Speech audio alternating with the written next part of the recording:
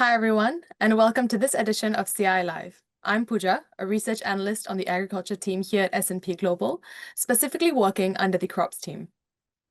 And I'm Vladimir, an agricultural analyst leading the APAC research team, focusing on the Asian grains, oilseed, and vegetable oil markets. Today, we're diving into a part of the lauric oil story that doesn't always get the spotlight, but probably should. We're talking about oleochemicals, and more importantly, how this sector is quietly but significantly shaping demand for coconut and palm kernel oil. Let's start with the basics.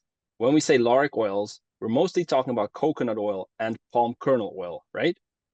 Exactly.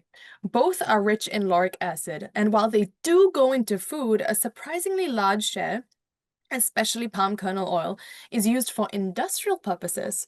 Palm kernel oil and coconut oil are essentially used as feedstocks that are turned into four main products. You've got fatty acids, fatty alcohols, glycerol, and FAME. And that is where oleochemicals come in. Right.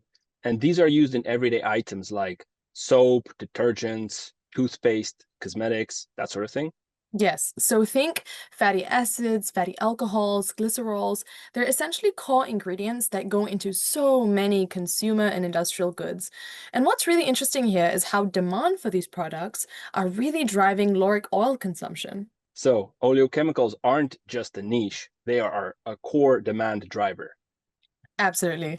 And that's why it's really critical that anyone tracking lauric oils, not just from a supply perspective, but they also start paying attention to what's happening in the oleochemical space.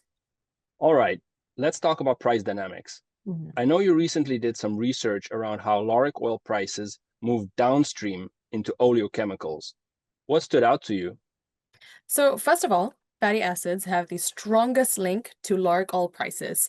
So, when palm kernel oil prices really move, you see that, following immediately into fatty acids almost immediately. The price transmission here is incredibly tight Why is that? because they're a direct output of hydrolyzing the oil. And then you have things like fatty alcohols, and they're also very sensitive, but they have a little bit more of a lag, around 1 to 2 months. And this is because of the additional processing and also some flexibility in feedstocks. Hmm,